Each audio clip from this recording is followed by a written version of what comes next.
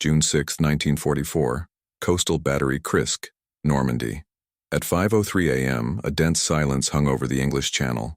At this hour, at headquarters in St. Lo, it was still said that bad weather made any amphibious operation impossible. 30 hours earlier, General Alfred Jodl had assured that the Allies would not dare cross the Channel before the end of June. Its certainty was based on the weather, on intelligence reports, and in the blind belief that the enemy would not have the resources or courage to attempt the unthinkable. That belief, like thousands of others that underpinned the Reich, was about to be dissolved by the most absurd sight a German officer had ever had of the Norman coast: 7,000 ships.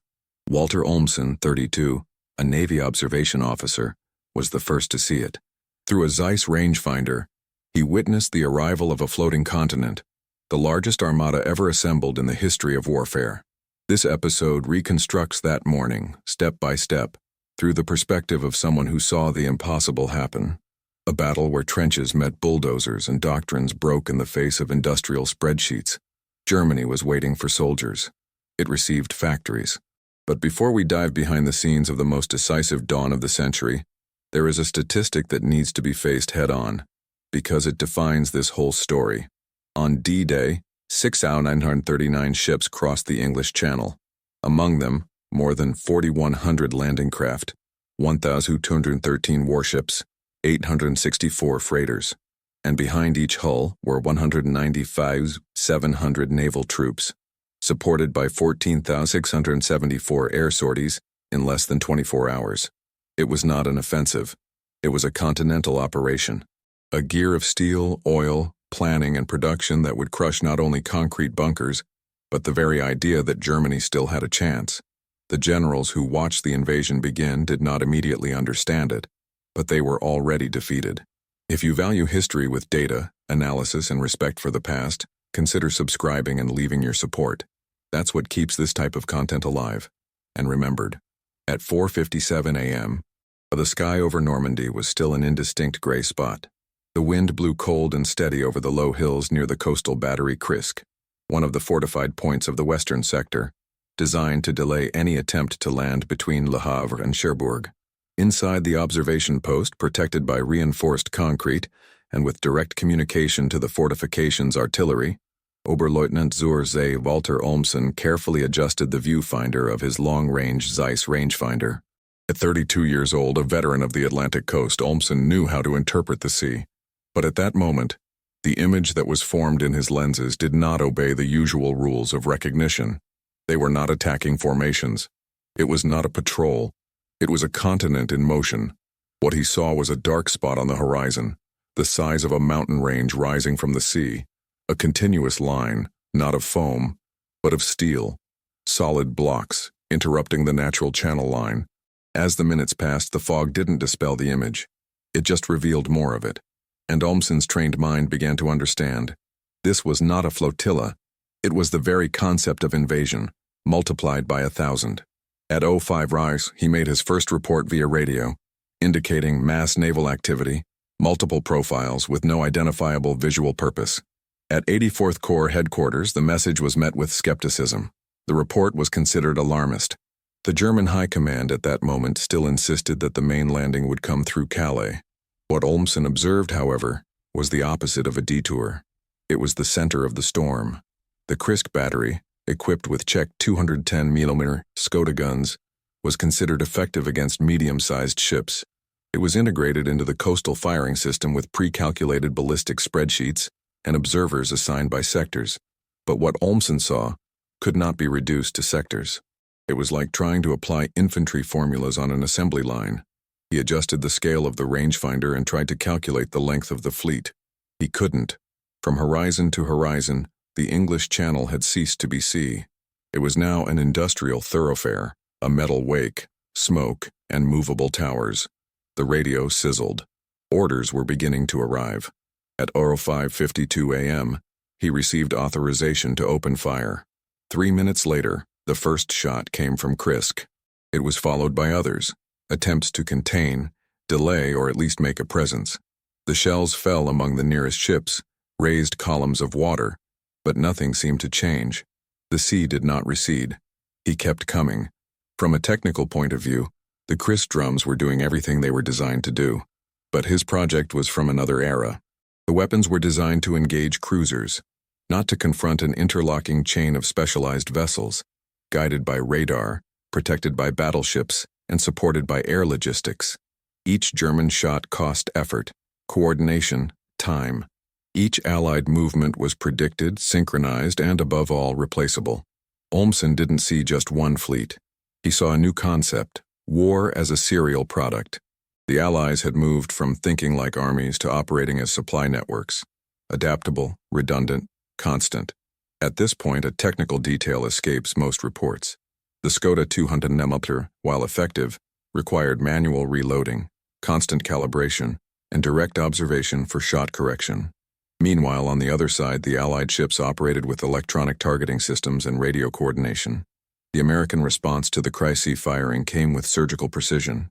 At 06:12, the battery received counter-battery from the 5-inch guns of USS Quincy and USS Tuscaloosa, supported by the battleship USS Nevada, whose 14-inch salvos had a range of more than 30 kilometers. The sound of the response was lower, denser, more continuous. It wasn't just return fire, it was a demonstration of volume. And at this point, a technical fact needs to be mentioned. While Germany, at its peak production in 1944, manufactured about 1,854 tanks per month, the United States produced 29,000 in the same period. And it wasn't just quantity. It was spare capacity, mobility, transportation, fuel, spare parts. This structural difference was not on posters. It was now materializing on the battlefront. If this statistic impressed you, write in the comments. Logistics wins. This is what the manuals didn't show, but what Olmsson's binoculars could no longer deny. The fortification trembled. The earth vibrated. Olmsson tried to keep his composure, but what he saw was unprecedented. Larger ships in the background, smaller ships ahead, low boats with ramps which transported tanks as if they were grain cargoes, others with cranes and mobile walkways. There were ships that didn't look like ships. They looked like construction machines, and each of them moved forward without hesitation, as if no German shot was relevant. At 06:30 a.m., the first Allied destroyer was hit and sunk, the USS Corey, a symbolic victory that, under normal circumstances, would be celebrated. But there, at that moment, affliction predominated. For every ship that sank, dozens had already unloaded their cargoes. Krisk continued to shoot, but the feeling was clear. They were shooting at a process, not at an army. In the following hours, the sky would begin to roar. Reports from the airborne divisions would reach the coastal posts. But in that instant, what the German officer saw through his Zeiss lens was more than a fleet. It was the very negation of everything that had been taught. The West, they said, was weak. The Americans, they said, were lazy, disorganized, unable to withstand casualties. But now, every silhouette over the sea contradicted that doctrine. They did not come in search of glory. They came with schedules, maps, codes, fuel, spares, and redundancy. At 6:42 a.m., Olmsson put down his binoculars for a moment and, according to his later accounts, felt as if he were observing the wrong century. The war for which he had prepared was in ruins. The one that was approaching was another, and it was still not the most terrifying, because what was approaching from the sea that morning would still be surpassed by what would come from heaven. In 1942, Field Marshal Gerd von Rundstedt declared that the Atlantic coast of Europe would be impregnable with well-placed trenches, mines, and machine guns. This belief would become dogma. The so-called Atlantic Wall, built along more than 2,000 kilometers of coastline, was the symbolic shield of occupied Europe. From fortified bunkers in Normandy to undersea obstacles in the Pas de Calais, the effort was monumental in concrete, steel, and doctrine. More than 15,000 defensive structures were erected under the supervision of Marshal Rommel, who took command of the defense of occupied France in 1943. For him, the key to victory lay in repelling the invasion on the beaches before the Allies managed to establish a beachhead. And for that, discipline, fixed positioning, and concentrated fire were required. But what arrived at dawn on June 6th did not respect any of these premises. The Allies did not come as a linear force expecting direct confrontation. They came as an articulated system where each ship, each plane, Each engineer performed a specific function, like cogs in a floating military factory. While the Germans reinforced pillboxes with sandbags and MG-42 rifles, the Americans transported mobile bridges, automatic ramps, and pre-trained engineering units to reconstruct any position taken. The flaw in the Atlantic Wall wasn't in the construction, it was in the concept. German doctrine believed that war would still be fought as it had been in 1917, with frontal assaults, human advance, terrain superiority. But the reality of 1944 brought another logic. It was no longer a question of defending territory. It was about choking the flow. And for that, the Germans had no answer. The line of defense was static. The enemy, on the contrary, was mobile, scalable, interdependent. The German positions were stuck to a map. The Allied ships were connected by radio, naval artillery, air support, and constant supply. It was a wall against an industrial river. At Omaha Beach, in defensive sector WN-62, Corporal Heinrich Severloh watched the approach of the vessels with his MG-42 positioned in a reinforced bunker. He would fire more than 12,000 rounds that morning, mowed down dozens, perhaps hundreds of American troops in the first wave. But even there, at the point of greatest resistance of the coastal defense, it was evident that the German positions would not be able to stem the tide. Each concrete shelter became, in effect, an isolated capsule. No mobility, no reinforcement, no retreat. The wall was not a line. It was a collection of besieged islands. Rommel had warned of this. He insisted that the underwater obstacles were not enough. He called for more mines, more automatic weapons, more coastal artillery. But it ran into logistical limitations, command disputes with the Navy, and above all, a strategic vision that had already been overcome. German generals still believed that the Allies would not have the courage to land without prior capture of a port. They underestimated the scope of enemy engineering. They underestimated the political will of Roosevelt and Churchill. They underestimated Eisenhower's ability to set up a logistical operation that did not depend on physical structures. In the months before the landings, Nazi propaganda ridiculed the idea of a large-scale amphibious invasion. He claimed that the American army was a heap of armed civilians, that the British were exhausted, and that the Soviet war industry would not influence the Western theater. But the truth was being built quietly, in the shipyards of Philadelphia, on the assembly lines of Detroit, in the armaments factories of California. Between 1942 and 1944, the United States launched more than 5,500 military transport ships. In the same period, Germany produced just over 250. This brutal contrast materialized on the morning of June 6th. Every obstacle placed on the sand was overcome by machines. Each minefield was cleared by tanks designed for this purpose. Each machine gun nest, no matter how tough, faced naval bombardment with 14 and 16-inch shells, capable of breaking through 6-foot concrete walls. And when the shells were not enough, the destroyers advanced to within 1,000 meters of the coast to fire at close range. It wasn't just attack, it was efficiency. The structure of the wall, designed to cause fear, began to provoke frustration. The Allied soldiers who survived the beach crossing advanced on pillboxes that could no longer retreat. German officers in various sectors reported the same feeling. Isolation. Defensive positions were designed to repel forces approaching on predictable lines, but the Allies attacked in multiple vectors. Where there was crossfire, they came from the flank. Where there were mines, they passed over. Where there were trenches, they used flamethrowers, scout tanks, demolition charges. The wall was solid, but it had been designed to face an enemy that no longer existed. German engineering was precise, obsessive, meticulous, but it was based on a fixed concept: resisting. The American, on the other hand, was flexible, adaptable, applied to movement. This cultural difference was decisive. While German engineers calculated firing angles and bunker reinforcement, the Allies calculated the speed of unloading trucks, the time of ammunition replenishment, the number of cubic meters of sand that a UKW could cross per hour. When communications began to fail, General Hans Speidel, Chief of Staff of Army Group B, summed up the collapse of the wall in a handwritten sentence in his war diary. The concrete remains, but the concept is already dead.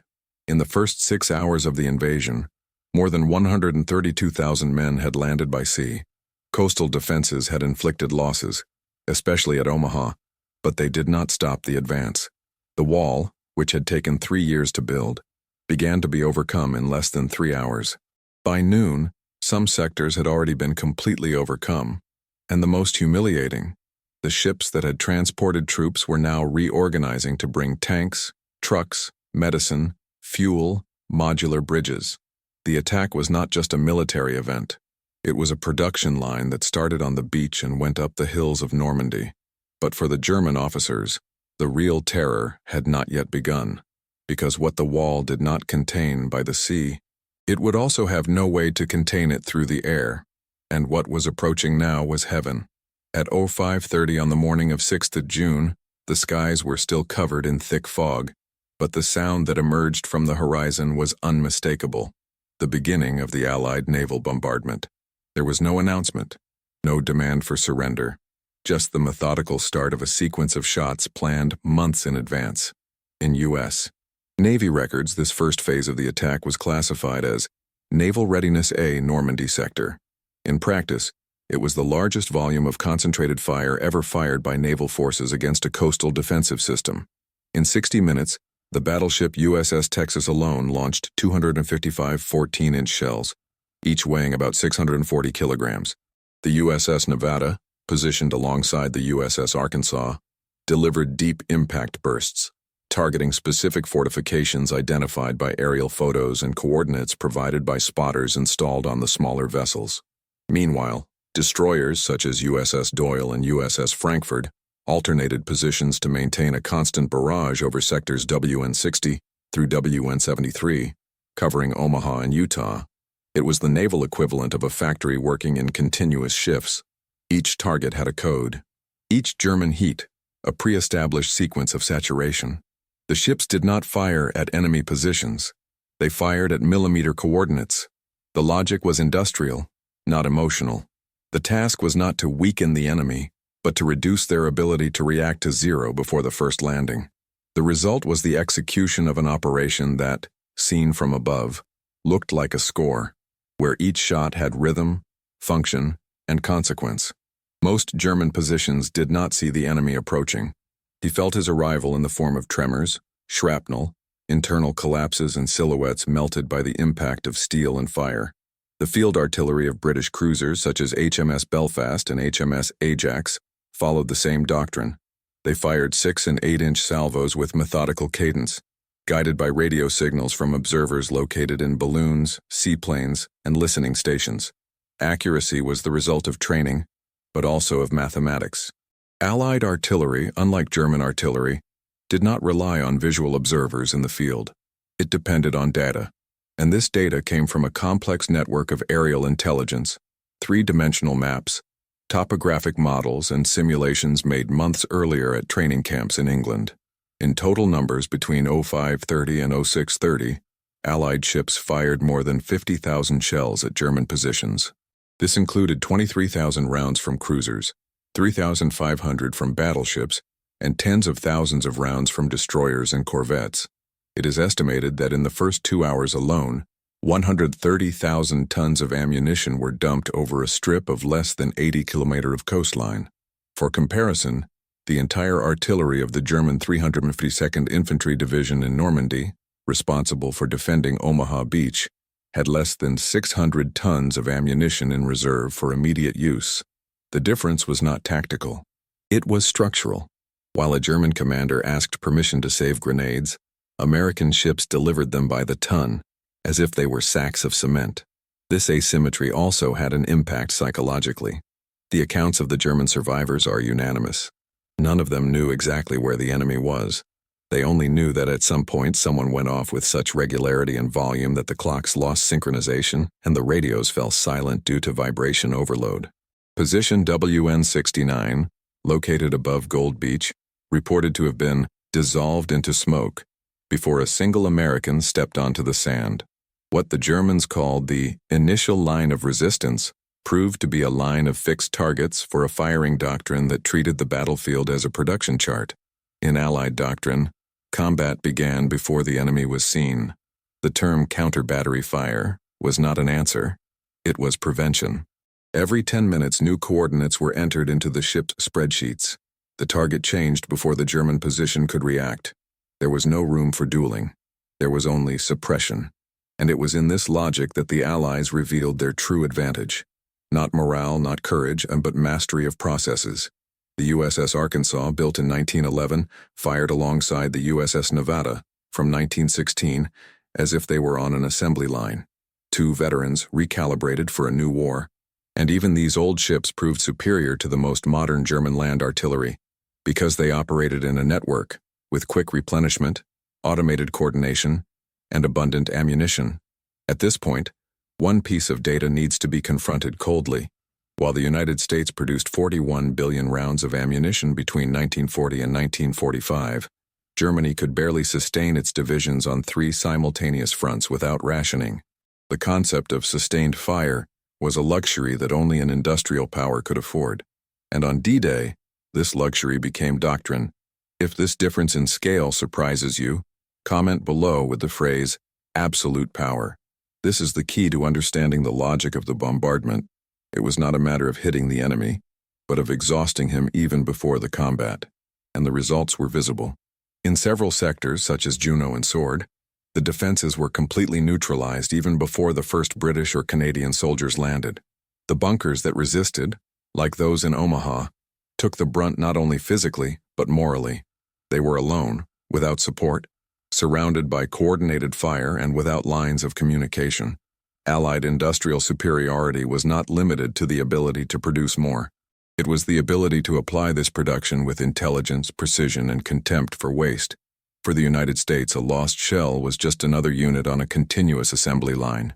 For the Germans, every cartridge fired was a choice. For the Allies, it was statistics. And as French soil began to shake under the weight of artillery, something greater was still looming, because the logic of naval bombardment was only the first stage. True logistical mastery would come from thin air, and it was about to make history. At 6 a.m., while the beaches were still shaken by the impact of the naval shells, the second movement of the offensive began. From above, in a 24-hour interval, Allied air forces flew 14,674 sorties over Normandy. The number is impressive, but the most frightening thing is the contrast. The Luftwaffe, with its squadrons decimated after years of attrition and strategic bombing over Germany, managed to gather only 319 sorties in the entire French territory on D-Day. And it wasn't just numbers. It was logistics applied to the air. The sky for the Allies was a radar-coordinated mesh, pre-programmed route, air supply, and intercommunication between naval and ground units. For the Germans, the sky had become a no-go area. Every takeoff was a risk, every flight a sentence. This supremacy did not come suddenly. Since 1942, Allied Bomber Command had worked systematically to destroy the Luftwaffe's capability. Aircraft factories, synthetic fuel refineries, airstrips, and repair centers have been constant targets of attacks. In January 1944, Operation Argument began with a clear objective: to neutralize the German Air Force before the ground invasion was launched. On June 6, the result was visible. The air bases of occupied France were silent, damaged, abandoned, or out of fuel. Meanwhile, hundreds of B-17, B-24, and P-51 Mustang bombers crossed the channel with factory precision, taking turns on ground attack, photographic reconnaissance, convoy protection, and direct troop support missions. The Allied force in the air was not just quantitative. It was a continuous air logistics operation. Planes refueled at mobile bases in England returned to the air in cycles of 3 to 4 hours. The formations were guided by radar, guided by electronic beacons, and when necessary, redirected by ground commands from naval units that reported positions in real time. There were no gaps. There was no improvisation. Each attack was part of a choreography planned in advance. On the battlefield, this had a devastating effect.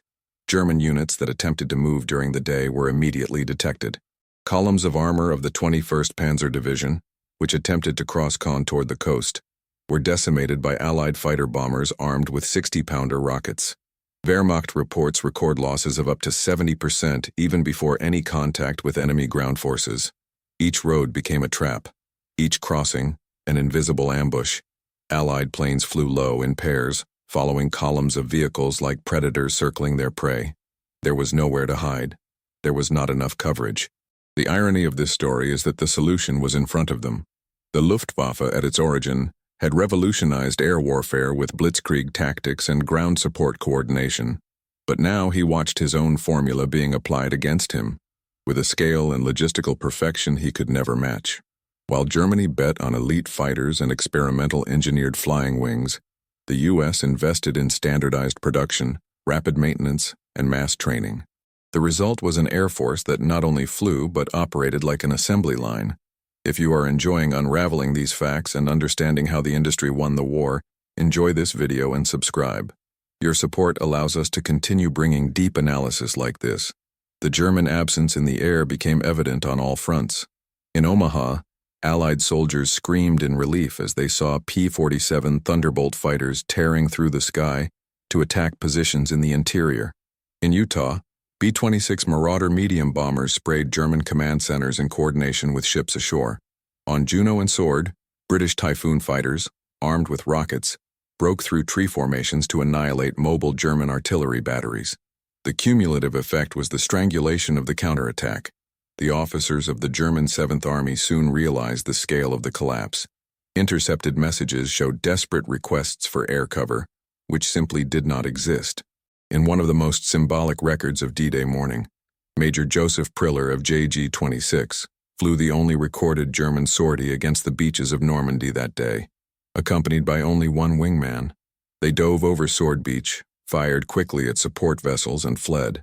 They didn't knock anything down, but they became legends, not because of their military feat, but because of their loneliness. The sky, once a space of dispute between dogfights and formations, had become an absolute Allied domain. Air coverage was so dense that some Allied sectors reported difficulty in radio communication. Such was the number of planes operating simultaneously. And this superiority did not only serve the offensive, she was the defense. It prevented reinforcements, nullified reserves, isolated German divisions, and allowed time for the bridgeheads to become logistical fortifications. For every plane that landed, another took off. For each sortie, a supply chain guaranteed fuel, armament, and pilots. As the Luftwaffe aged in hangars without parts, the Allies formed new squadrons each month. The numbers are clear. In 1944, the United States produced 96,000 aircraft. Germany, less than 40,000. Most of the German planes were where they could not be used, on the Eastern Front or held up in the defense of Berlin. Normandy was given over to the constant sound of Allied engines. By the end of D-Day, air control had been established so effectively that the German ground mobilization itself was no longer functional. A moving tank was a target. A truck trying to refuel would become an explosion. German troops began to move only at night with covered lanterns along secondary routes and on foot. And yet they knew they could be seen, because the heavens now had eyes. But if air dominance prevented the counterattack and isolated the German forces, what came next would show the most surprising face of American industrial power. The artillery had already spoken. The sky had already been taken. Now it was the turn of the Solo, and he would come on wheels, on mats, and even on waters. While the skies continued to be dominated by thousands of Allied aircraft and naval shells still rumbled on French soil, the next phase of the invasion was unfolding in its most unexpected form, as a display of engineering applied to the battlefield. Normandy was not only a military landmark, it was the embodiment of what happens when a country with unlimited industrial power prepares for war with engineers, not just soldiers. For every obstacle predicted by German intelligence, there was a ready-made mechanical response, manufactured in series and transported directly to the coast. Where the Germans expected bravery, they found innovation. Where they erected walls, the Allies designed machines to cross them, go around them, or simply dismantle them. Let's start with the tanks. At Omaha, Juno, and Sword Beach, the armored vehicles did not arrive from the rear days later. They landed in the first wave. Sherman DD tanks, equipped with a floating canvas skirt and rear propellers, swam from the sea to the beach under enemy fire. Some sank, but many made it, and the sight of a tank rising out of the waves was enough to shake the morale of the defenders. It was as if physics itself had surrendered to the Allied advance. Next came the Hobart's Funnies, British creations adapted to face specific obstacles of landing. Tanks with demolition rollers to clear mines, armored excavators, mobile bridge launchers, flamethrowers, and hydraulic rams. Each vehicle solved a problem that, until then, required human blood. Now, it was steel that advanced first. From the sea, the LST's, landing ship tank, showed why the war had entered a new era. At 328 feet long, these ships deliberately ran aground on beaches, opened huge front doors, and dumped tanks, trucks, and artillery like a floating assembly line. Every hour, new units emerged from the water as if they were parts coming out of a mobile factory. And, in a way, they were. LSTs were not naval improvisations. They were designed from the beginning of the war, mass-produced in adapted shipyards in the United States with industrial tolerances and standardized maintenance. There were fewer warships and more transatlantic conveyor belts. And then there were the DUKW, six-wheel drive, sealed-hull amphibious trucks capable of transporting supplies directly from the ship's hold to forward positions ashore. These vehicles solved a fundamental logistical problem: how to feed and equip thousands of men without ports. The DUKW not only crossed the waves but climbed the beaches and followed the road. Rather than wait for fortified ports to be taken, the Allies chose to eliminate the need for them. This approach, of designing war on the basis of overcoming the terrain rather than submitting to it, was light years ahead of German doctrine, which still treated logistics as an extension of infantry. Each piece of equipment had a logic. Each innovation was part of a broader vision. The Normandy landing was not a gamble. It was a reverse engineering exercise. Experts analyzed the maps of the coast, the types of soil, the tides and the winds, and created machines tailored to meet each challenge. None of these machines existed at the start of the war. They were designed, tested, and produced in dedicated factories, which operated in 3 shifts in the United States and the United Kingdom, and none of them were prototypes. Every floating tank, every folding bridge, every vehicle with wide tracks for quicksand was part of an inventory of thousands of identical units, ready for immediate replacement. When one sank, another took its place. The contrast with the German side is almost cruel. The Wehrmacht, still clinging to the Blitzkrieg's doctrine of land mobility, hoped to dominate enemy logistics as it had done in Poland and France in 1940. The idea was that by destroying the supply routes, the Allied advance would be exhausted. But what to do when the supply routes came from the sea? When did trucks emerge from the water? When roads were built on the spot by armored bulldozers?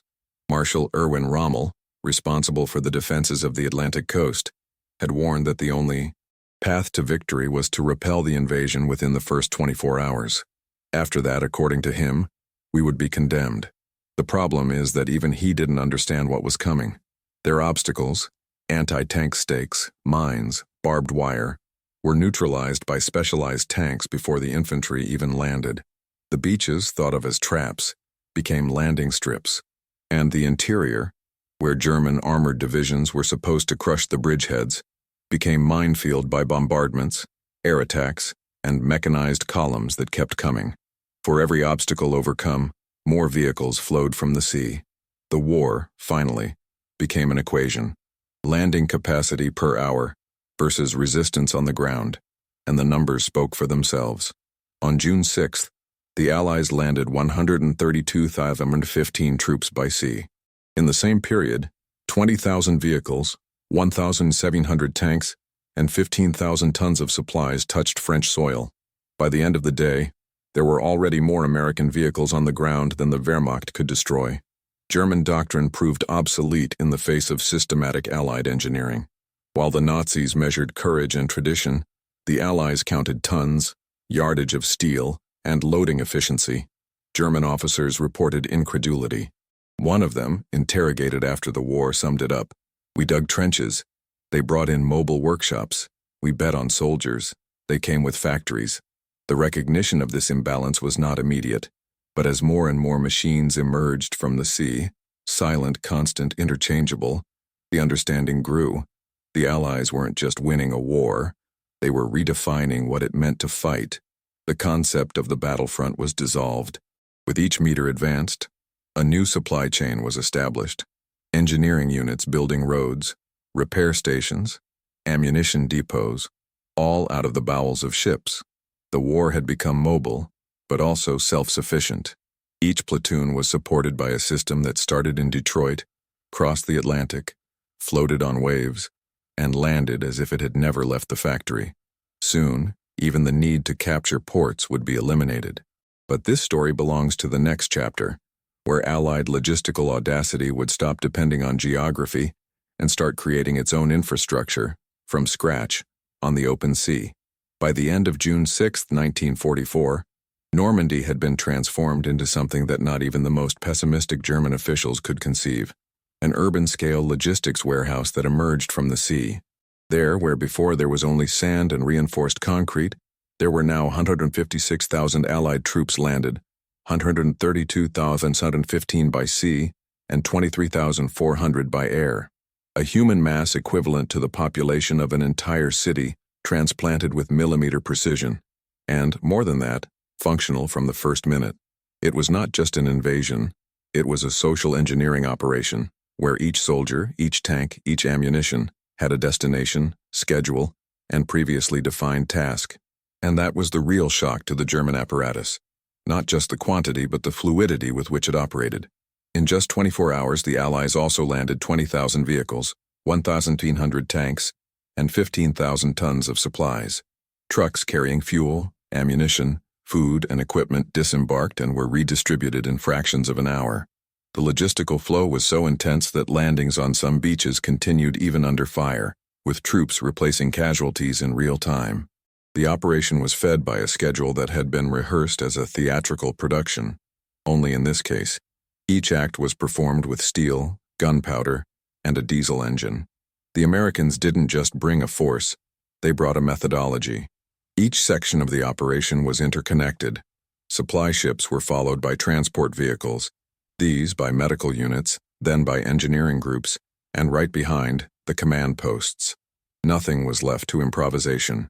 The first platoon that stepped ashore already had a radio to talk to the support ship, and the soldier disembarking in the 10th wave already found hot coffee and ammunition available. Where the Germans expected chaos, there was symmetry.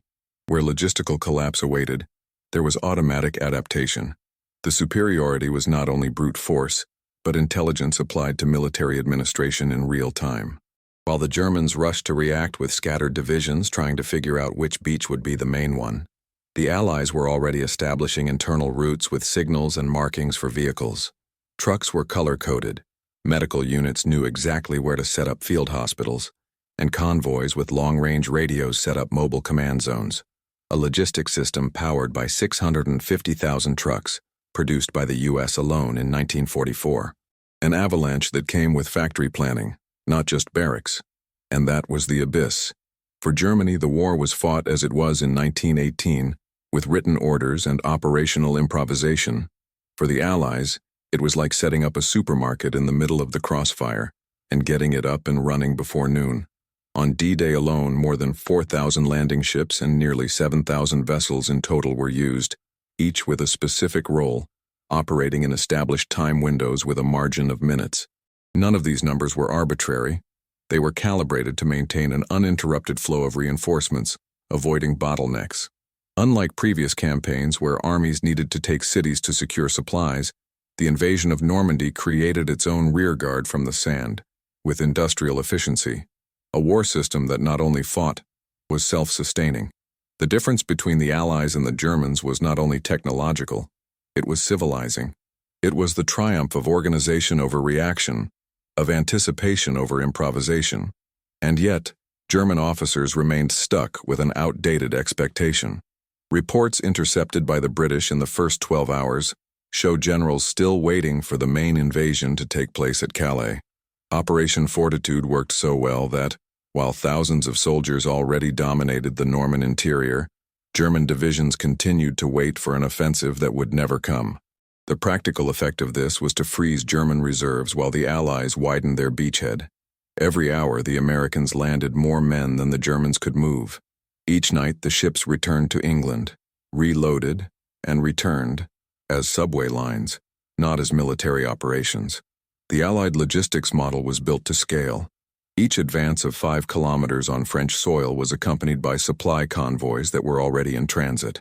By the time the spearhead requested more ammunition, it was already on its way, distributed on pallets. labeled by type, use, and unit of destination. Allied quartermaster officers used standardized spreadsheets for replacement. Nothing was requested out of urgency. Everything was anticipated by an analog algorithm: tables, formulas, probabilities. And where the Germans saw waste or excess, the Americans saw safety and redundancy. A broken tank was replaced. A truck set on fire, changed. An exhausted, rotated platoon. The gear did not stop. For years, Nazi propaganda cultivated the idea that Americans would not bear the brunt of modern combat, who were fragile, dependent on comfort, unable to endure privation. But what German officers saw on the ground were not elite soldiers. They were war workers, supported by a system that converted production into victory. An American sergeant disembarked with new equipment, dry boots, and a working radio. A German soldier in many cases faced the invaders with repurposed rifles and grenades from 1940. The difference was not only in caliber, it was of the time, and the numbers didn't lie. In just 24 hours, the Allies had landed more tanks than the German 7th Army possessed in all of Normandy. They had more light vehicles than the Wehrmacht could manufacture in 2 months. And the scariest thing, all this was just the first wave. There was more on the way, in the open sea, in a row, in process. War ceased to be a dispute between armies to become a competition between production models. And Germany, with its constant bombing and declining raw materials, simply could not keep up. High above their observation posts, German officers watched trucks flow along beaches that, just hours earlier, had been minefields. They saw tractors building roads in still smoldering terrain. They witnessed the birth of a complete infrastructure, born in one day of a sea that should not allow anything but the impossible. And it was in this scenario that the first desperate reports to the High Command began. The invasion is not being contained, it's expanding. The question was no longer how to repel and became how to survive. But the answer, as we will see below, was buried under concrete and deception, in the belief that the Allies would come in small groups, not in floating cities. On the morning of D-Day, while thousands of Allied soldiers were already advancing through the Normandy countryside, the German High Command was still debating whether this invasion was real. Erwin Rommel, commander of Army Group B, and directly responsible for the defense of the French coast, was in Germany, visiting his wife in Ulm. Hitler was asleep. Literally. His officers, wary of waking him up, postponed critical decisions for hours. The Wehrmacht command was paralyzed by a dilemma of its own making: blind belief in the disinformation that the Allies themselves had planted. Operation Fortitude, one of the largest counterintelligence campaigns of the war, had convinced the Germans that the real attack would take place at Pas de Calais. Normandy was seen only as a distraction, a smokescreen. But what Walter Olmson's binoculars saw from the coastal battery was not staging. It was the collapse of an entire doctrine. For the first 6 hours after landing, the nearest panzer divisions, among them the 12th SS Hitlerjugend and Panzerlehr, remained inert, not for lack of will, but for lack of authorization. The German command in the West needed direct permission from Hitler to move its armored reserves, and the Führer was not awakened until 10 a.m. When they finally did, decisions were made based on false premises. Hitler still believed that Normandy was just the beginning of a strategic feint. His order: keep the divisions in position, waiting for the real attack. Meanwhile, the Allies consolidated bridgeheads, opened roads, and unloaded entire divisions. The confusion was total. Marshal von Rundstedt, Supreme Commander of the Western Front, requested freedom to reposition troops. Rommel, still on his way to the front, called for immediate action. General Jodl, head of the High Command of the Armed Forces, insisted that nothing be moved until confirmation from Calais. The Nazi command structure, hierarchical and centralized, imploded in the face of the need for quick reaction. Each order depended on validation, every counter-order of hesitation. The radios broadcast silence. The reports arrived late. The German war map did not reflect the real world.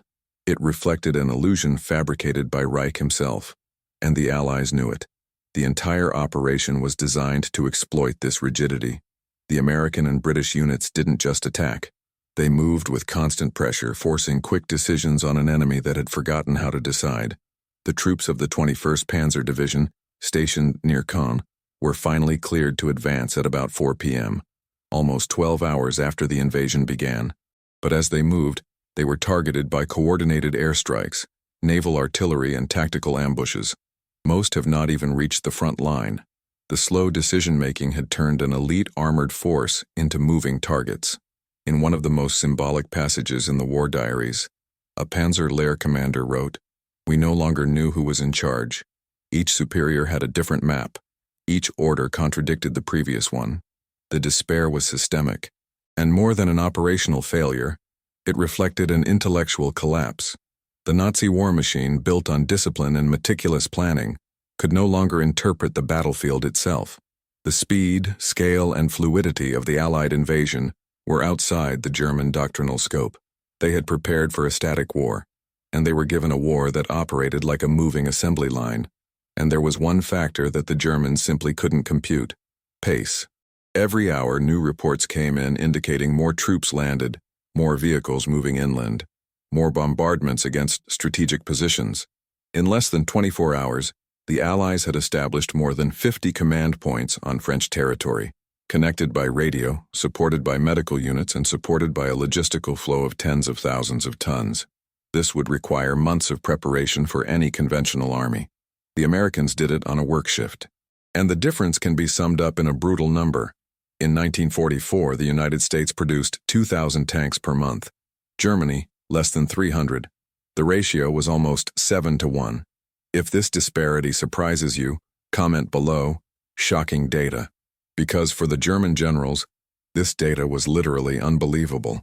The Nazi command structure had been designed for absolute control, but this model, functional in short blitzkriegs, became a deadly burden when time was the most critical factor. Every hour of hesitation in Berlin was equivalent to more miles lost in France. Each meeting in the bunker sealed the fate of another battalion in the field. The war that Hitler wanted to centralize was being decided in real time by men who, on the Allied side, had the autonomy to act.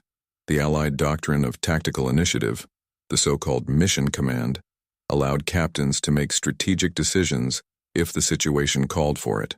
On the German side, even the movement of a tank company had to climb all the way to the high command. The difference between autonomy and bureaucratic submission was, at that time, the difference between advancement and annihilation. Meanwhile, the high command continued to be stuck in the narrative that it was all part of a great Allied theater. The fortress of Calais continued to be reinforced. Troops remained in position waiting for ghosts, and the real divisions that could react in a timely manner were being destroyed in the open by shelling and coordinated fire. One of the SS officers, upon being captured days later, summed up, "We knew something was wrong, but we weren't allowed to act." This phrase, more than any battle diagram, exposes the core of German failure. They weren't just outgunned in weapons, they were outclassed in thought. And as the day drew to a close, the final irony became apparent. The greatest threat to the Reich was not an unknown force. It was the force they already knew, but had chosen to despise. An alliance of industrial democracies that had turned war into a process. The next day, an internal cable from the German General Staff would carry the phrase that sealed the fate: "If we do not contain the advance by the end of the week, the war in the West will be lost." But what they didn't know, and what they'll discover in the next part, is that the floating factory that was set up on the French coast hadn't even reached its peak yet. The real surprise was being built within the ocean itself. On June 9, 1944, 3 days after the landings, the German sentries at Vierville-sur-Mer reported something they could not explain. On the horizon, gigantic metal structures rose from the sea. They were not ships, they were not platforms, were ports, piers, docks, breakwaters. An entire port city was being built in the middle of the ocean, under bombardment in real time. This vision, recorded in German intelligence reports with the tone of one who witnesses the impossible, symbolizes the final collapse of the Third Reich's coastal defense doctrine. While Berlin had spent years fortifying natural harbors like Cherbourg, Le Havre, and Calais, the Allies simply circumvented that logic and built them, literally. The facilities known as Mulberry A and B were the pinnacle of Allied warfare engineering. Artificial floating harbors, prefabricated in England, towed by tugboats in modular parts, and assembled within 72 hours on the beaches of Normandy. Every component, breakwaters, bridges, wharves, had been designed in secret to withstand the maritime conditions of the English Channel and allow for the continuous landing of tons of supplies, vehicles, and men. The idea, absurd to any traditional commander, was simple. If the ports were protected, create new ones. And that's exactly what they did. The technical impact of this was devastating. In less than a week, the port of Mulberry Bey, established at Arromanches by the British, had already landed more than 9,000 tons of material per day. In less than a month, that number would jump to 18,000. For comparison, the largest German-controlled port in the region, Cherbourg, was capable of processing at its best something close to 6,000 tons per day, and it was still in ruins, besieged by American forces. In other words, the Allied makeshift structure, set up under enemy fire, was already operating 3 times more efficiently than any permanent installation Germany could defend. Mulberry Harbor wasn't an adaptation. It was a concept, a new logistics paradigm. Each piece was interchangeable. Each module could be replaced. The floating piers, connected by articulated platforms, followed the rise and fall of the tides without interrupting the operation.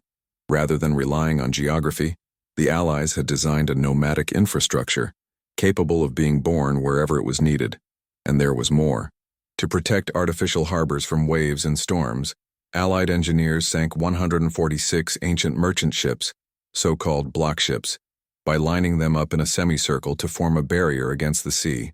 This maneuver, which cost dozens of vessels but saved thousands of lives, created a calm zone for the assembly and operation of ports.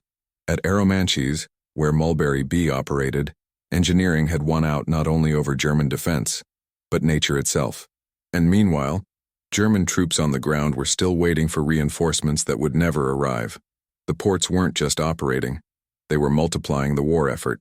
Each night, convoys crossed the English Channel with supplies that, until then, could only be landed in conquered ports. Now the logic had been reversed. The Allies did not take the territory to open a route. They opened the route to take the territory. The German doctrine based on the defense of fixed positions collapsed. No general trained in the First World War could conceive of an operation where the port was a catalog item, delivered disassembled, like an assembly kit. And in fact, they did not succeed. Rommel himself, in a later meeting, is said to have confided to his general staff, "I did not foresee that they would build their own ports. None of us saw it coming." This phrase, revealed in the British interrogations after the war, is more than an acknowledgement of tactical error.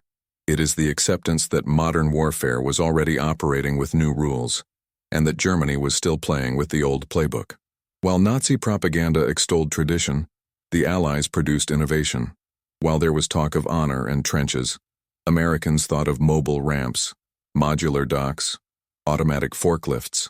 The war had ceased to be a contest of courage. It was now an hourly supply equation, and the numbers continued to clash. In just 12 days of operation, Mulberry ports enabled the landing of more than 289,127 men, 77,000 vehicles, and 410,000 tons of supplies.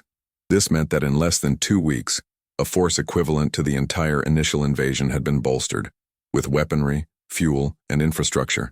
Germany had staked everything on the idea that by destroying or defending the ports, it would be able to stop the enemy advance. But there were no more ports to defend. The logic of encirclement, of rearguard, of geographical control was obsolete. The enemy self-supplied on beaches, moved across collapsible bridges, and set up supply lines as they went. For the German generals, the war had lost its contour, and for the soldiers in the field, she had lost any hope of balance. The most symbolic moment of this collapse came when a German patrol, observing the beaches of Omaha with spyglasses, reported, "The sea is paved." It was an unintentional metaphor, but absolutely real, because to German eyes, the English Channel, once a natural barrier, had been transformed into a steel road, and along this road, the future advanced. In the next part, we will understand how this invisible road not only sustained the invasion, but prepared the final phase of the war, where the question was no longer whether the Reich would fall, but when. While the Allies turned the Normandy coast into a living war assembly line, with ports rising from the sea and supplies landing every minute, the German High Command remained cloistered in a world of obsolete maps and doctrinal certainties. By 2 p.m. on June 6th, 156,000 Allied troops had crossed the English Channel. Trucks crossed roads cleared hours earlier by field engineers, while bulldozers leveled the ground to set up auxiliary lanes. And even in the face of this colossal move, the command in Berlin continued to treat Normandy as a tactical distraction. Reports sent to the headquarters of the Oberkommando der Wehrmacht, based on actual observations, were rejected with disbelief. Reality had ceased to have an effect. What mattered was doctrine, and in it, Normandy was not the point of attack. This abyss between what was seen and what was believed reveals a rare phenomenon, the cognitive failure of an entire general staff. Not for lack of intelligence, but for excess of faith in a model that did not keep up with the speed of history. Many of the generals now trying to interpret the landing had fought in the First World War. Their vision of warfare was territorial, centered on trenches, fixed supply lines, and battles of attrition. The idea that an enemy could, in less than 72 hours, erect artificial harbors, land hundreds of thousands of men, and begin an offensive campaign with a self-sustaining rear simply did not make sense. There was no room for this in the manuals, and for this reason the manuals continued to win over the facts. Rommel, upon returning from the German countryside on June 7th, found a scenario that could no longer be contained. He demanded immediate action. He asked for permission to move reserves, reposition divisions, regroup armor, but his authority depended on the direct approval of Hitler, who had spent the previous day being spared bad news by an increasingly fearful circle. The deliberation on the use of the strategic reserves was postponed for another 48 hours. When it was finally granted, the railroads were destroyed by tactical bombing, the roads were cratered, and the Luftwaffe was reduced to 319 sorties to the Allies' 14,674.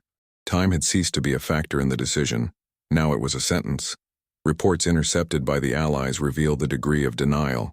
In a broadcast recorded at 10:42 a.m. on the 6th, an officer of the Central Command still considered high the possibility that the landing will be a ruse with the real attack coming at Calais. This type of message was recurrent. Divisions stationed in the Pas-de-Calais region were kept on high alert for weeks. Here were some of the best armed units in the Reich with armor, heavy artillery, and immediate mobilization capabilities. But they did not move, because the doctrine told us to wait, because the doctrine said that this was where the coup would come. Real war, with its dynamic maps, reconnaissance imagery, and observable logistical flows, was ignored in favor of theoretical warfare, drawn at conferences, and validated by cabinet convictions. This disconnect had both practical and devastating effects. The 15th Panzer Grenadier Division, stationed to the north, could have reinforced the eastern flank of the invasion on the 7th, but she was held in position by direct orders from the OKW, based on the premise that she would be vital in Calais. When it was finally allowed to move, the division suffered severe losses in travel and arrived late, when the beachhead was already a fortress. It was not a lack of military strength. It was a lack of interpretation. Germany wasn't just losing ground. He was losing his ability to understand war as it had become. The generals were paralyzed by their own training. And this mental block cost not only positions, it cost time. And in the American model of war, time was the main weapon. Every hour that passed, a new train crossed the channel. Each night, another stretch of the Allied rear was consolidated. The Americans didn't just occupy, they managed. They didn't just move forward, they planned the next 5 days with supply tables. To the Germans, this was incomprehensible. A general captured weeks later would say in interrogation, "We thought it would be a desperate invasion, but it was an industrial operation." And this testimony was not isolated. The general feeling among the captured officers over the next few weeks was one of surprise not at the enemy's courage, but at his ability to turn chaos into process. Where they expected heroism, they found spreadsheets. In numbers, the difference became grotesque. The United States had produced between 1941 and 1944 88,410 tanks. Germany, in the same period, 24,800. This represented a 3.5 to 1 advantage. In military trucks, the ratio was even more absurd. 2.3 million against 345,000, more than 6 to 1. If you were surprised by this difference, write in the comments, "Unbelievable," because that was precisely the word used by many German commanders when confronting the real scale of the invasion. It was not an occupying force, it was a factory disembarking. Hitler, upon being informed about the artificial mulberry ports, would have remained silent for several minutes. His aides recorded that he refused to comment, only nodding his head. At that moment, according to later reports, he understood that the landing was not reversible, that there was no way to push the Allies back to the sea. The war on the Western Front had ceased to be a conflict between armies. It was now a mathematical collapse. And yet, the Reich's strategic plans continued to be based on rigid maps, on defensive positions, on hope. The German mind, trained to conquer trenches, did not know how to react to the elasticity of the 20th century. He was superior in form, in rhythm, in adaptability. The German war had been designed for lightning, but now he faced a constant, mechanical, unstoppable thunder. The Reich was faced with an enemy that not only surpassed it, but that did not need to recognize it in order to overcome it. The American machine did not seek the honor of victory. He was looking for the result. And this paradigm shift would seal the fate of the Western Front. But on the Eastern Front, another colossus was moving. And while German generals were trying to understand what was happening in Normandy, Soviet tanks were crossing the border into Poland. The next part shows us how the Reich began to crumble on two axes, and how the war became an equation that Berlin could no longer solve. While Allied maps were filled with advancing arrows, supply coordinates, and new zones of control, German maps became static islands, marked by positions that did not move, not by choice, but by impossibility. By the beginning of the second week after D-Day, the Normandy front was already showing one of the greatest operational ironies of modern warfare, the almost absolute absence of coordinated counterattacks. The Wehrmacht and Waffen-SS divisions still held motivated men, experienced officers, and heavy tanks, but they were, literally, stopped. During the day, the sky belonged to the Allies. Fighter bombers such as the P-47 Thunderbolt and the British Typhoon flew over every mile of the front with electronic eyes, long-range radio, and saturation armament. All it took was a German battalion to move, and it was immediately targeted by rocket fire and cluster bombs. The Wehrmacht, which had dominated Europe with the tactic of the Blitzkrieg, was now forced to move at night, and even that was no longer safe. The problem was structural. Each attempt to reinforce positions or reposition units encountered two insurmountable obstacles: lack of fuel and lack of transportation. The production of German synthetic oil, based on coal, had already been in free fall since the beginning of 1944, and after the Allied bombings of the Leuna and Pulitz plants in May, the Reich had lost more than 60% of its refining capacity. As a result, tanks of the armored elite, such as the Panther and Tiger, spent entire days motionless, waiting for supplies that did not arrive. In many cases, entire crews were kept on alert inside the vehicles, but without even fuel to start the engines. A commander of the 2nd SS Das Reich reported in his diary, "We received orders to advance to Road 18B. We reported that there was not enough diesel even to retreat. At the same time, the shortage of trucks has made any attempt at logistical relocation a suicidal operation. The few vehicles available were easy targets for fighter bombers, which patrolled roads like predators circling wounded prey. German troops were not only at a disadvantage, they were isolated within their own territory. The chain of command, centralized and dependent on long-range radio, was disrupted by precision strikes. The artillery, based on a fixed position, was forced to retreat without covering support, and ammunition, already scarce, had to be rationed to the point that officers authorized only full-look shots of the enemy. Each shot had to justify its cost. It was no longer possible to fight. It was only possible to resist. And even this resistance was discontinuous, unequal, frustrating. At Montabourg, an entire company of grenadiers was captured while attempting to retreat to a line of defense that, on paper, should have been occupied, but which had already been taken by American troops of the 7th Corps. The mistake? An order written at 9 a.m. that only reached the hands of the commander at 6 p.m. In modern warfare, 9 hours could mean 9 kilometers, and in Normandy, that was the difference between defense and siege. Even elite units, trained for adaptation, were blind. The Luftwaffe no longer had aerial reconnaissance capabilities, and the few FW-190s and Bf-109s that still took off for observation missions flew at such low altitudes that they were shot down before transmitting any reports. The Wehrmacht operated in the dark, responding to outdated reports, chasing ghosts, and waiting for reinforcements that didn't come. In many cases, communication between neighboring fronts was only possible by messengers on foot, who took hours to complete short journeys. Meanwhile, the Allies integrated radio, aerial reconnaissance, naval observation, and infantry command into a real-time information mesh. Where the Germans reacted by instinct, the Allies acted by calculation. The drama was compounded by a brutal irony. Even when there was bravery, it was innocuous. At Tilly-sur-Seulles, a group of German gunners held a position for 36 hours, repelling 4 British armored attacks. In the end, they were forced to surrender for lack of ammunition. His shells ran out before any reinforcements arrived. One of the officers, when questioned, stated, "We did what we could, but fighting machines with hope is like fighting the ocean with buckets." This phrase echoed the sentiment of dozens of units surrounded, isolated, or simply left behind by a structure that could no longer operate. What was seen on the battlefield was not just a German military defeat. It was a functional defeat. The Reich did not lose because of weakness. It lost because it could no longer respond.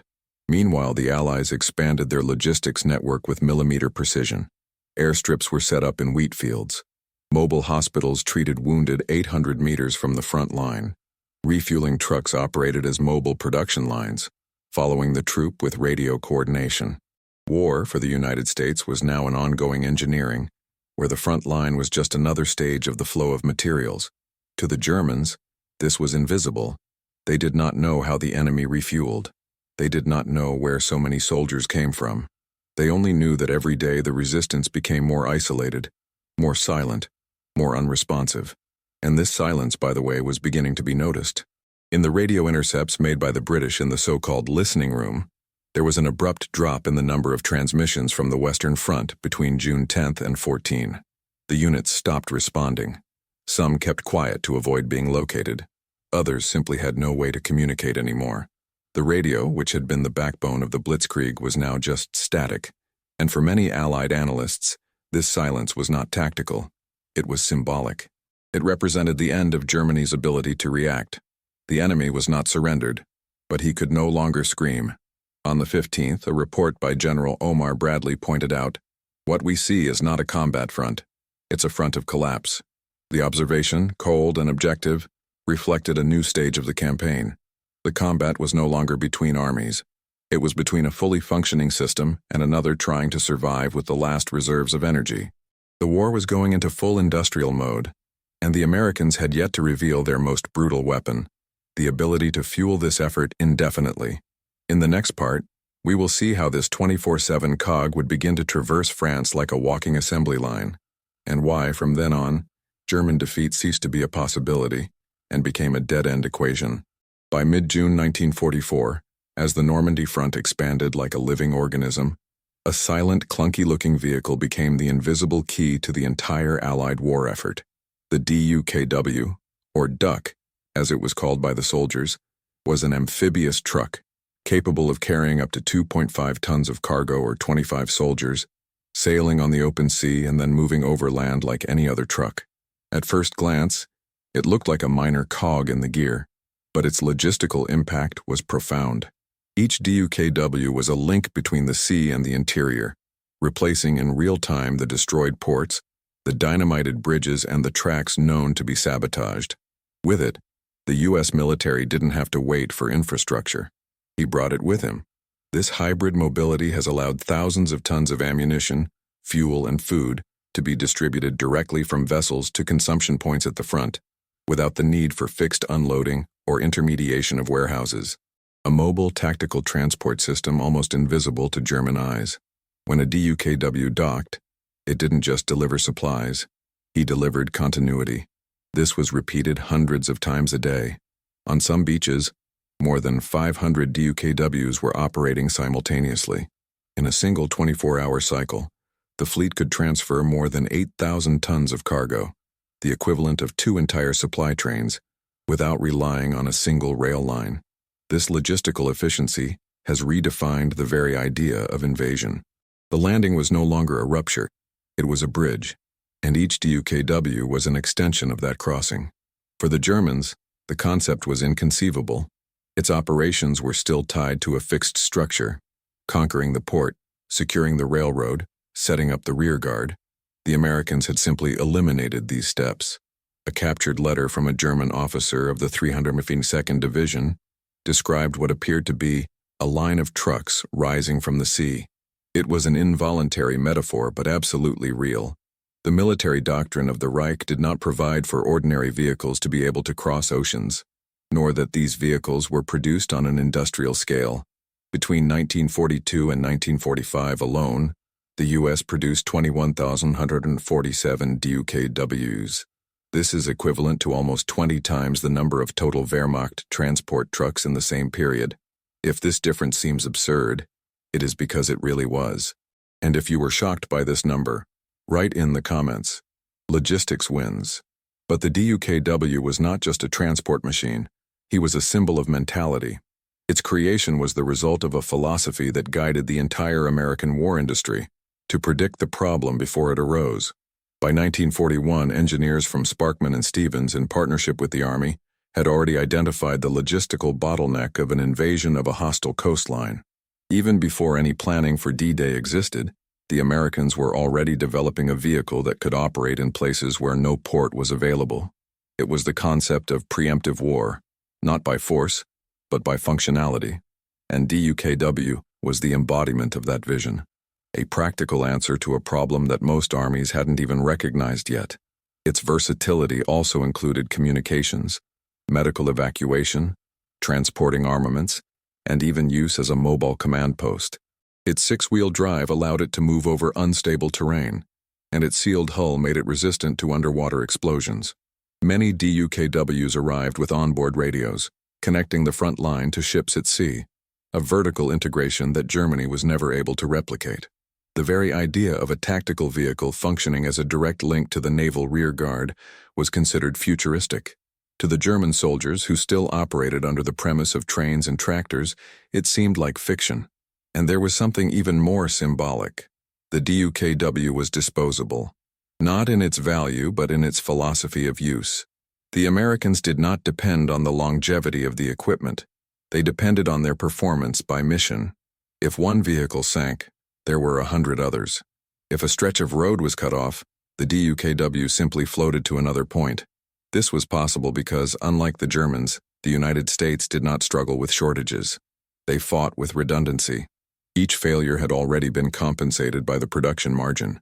Each destroyed piece already had 2 spare ones on the way. The war, on the Allied side, was statistical, and statistically, they did not lose. The German doctrine, based on the maximum use of each equipment, made any loss a sensible blow. For Americans, a loss was just a predicted event. It was this difference that began to shape the outcome of the campaign in France. When the Allied troops advanced through Bocage and hills, they took their supplies with them. When the Germans retreated, they left behind ammunition, fuel, and artillery because they could not transport them. The battlefield was no longer a territory to be conquered. It was a corridor of flow, and whoever controlled the flow controlled the time, and whoever controlled the weather controlled the war. This concept became so dominant that the Allies created mobile logistics zones based on the continuous operation of the DUKWs, which supplied newly conquered positions less than 24 hours apart. In some sectors, infantry troops were provided with ammunition, hot food, and equipment even before they sent an official request. The system was so fluid that it seemed to predict war rather than follow it. And Germany, based on reaction, could no longer keep up. The War of 1939 was one of movements. The 1944 one was for maintenance, and in this the U.S. had become a master. But the DUKW was just one piece of a larger puzzle. It integrated a system of solutions that transformed any beach into a base, any road into a route, any terrain into an opportunity.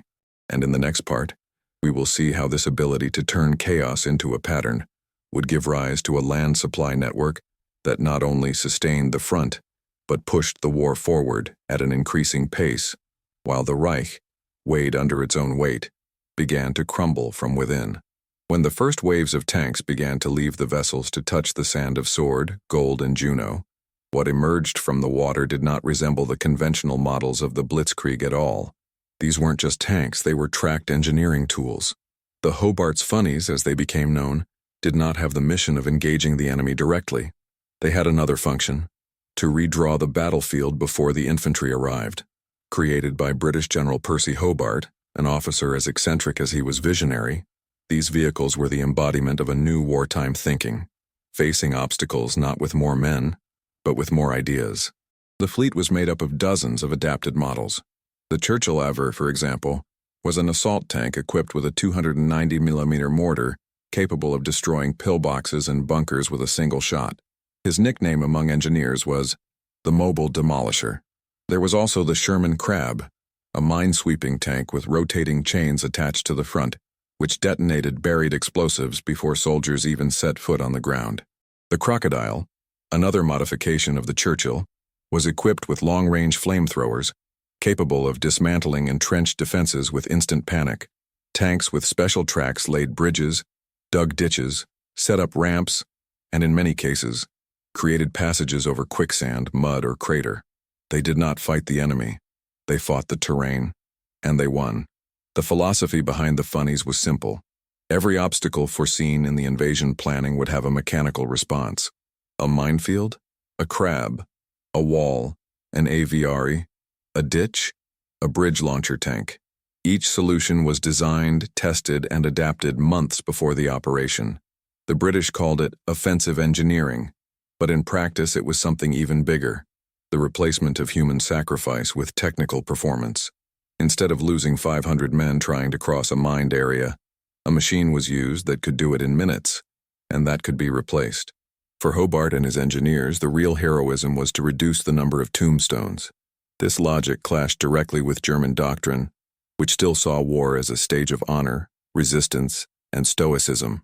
While the Allies designed tanks that swam and dug, Germany focused resources on developing models like the Tiger II, a 70-ton machine with impenetrable armor and a powerful cannon that broke bridges, jammed roads, and consumed fuel like a ship.